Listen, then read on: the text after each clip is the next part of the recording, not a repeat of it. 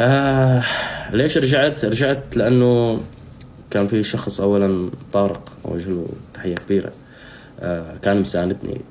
كان حلمه إنه يوصل لعدد كبير من الناس، إنه يوصل محبة الناس له وينتشر. فلما مسكنا الدرب مسكناه إحنا الاثنين، فما كان بدي إياه إنه هو يوقف على توقيفتي. كنت دائما لما خلال هالأربع أيام اللي غبتهم قلت له إنه ضليت أضغط عليه إنه ارجع يا طارق، لا توقف نجاحك علي يعني. قال لا، إحنا بدينا سوا، نكفي سوا، انتهينا سوا، خلاص انتهينا يعني. واحد منا ينتهي الثاني ينتهي، قلاجه بدون قلامه لا شيء وهالحركات. ثانيا أخي محمد نور كمان كان شخص مساند لي. قال لي ما في شيء مستاهل انك تبعد عن ناس بتحبك، ناس عم تشاهدك، ناس دائما بظهرك، ناس بدها رجعتك، بدها وجودك، البريزنت تبعك بهذا المجال.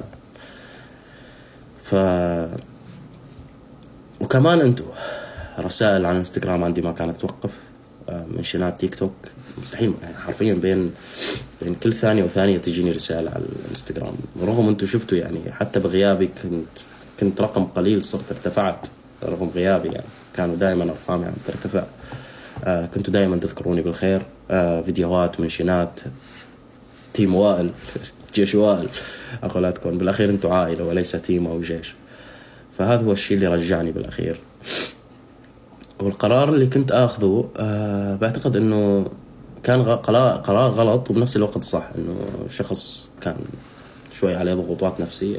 ما بدي أحكي بالمواضيع هاي، لازم أحط لكم إياها في فيديو اليوتيوب، بس راح أعطيكم كم لمحة.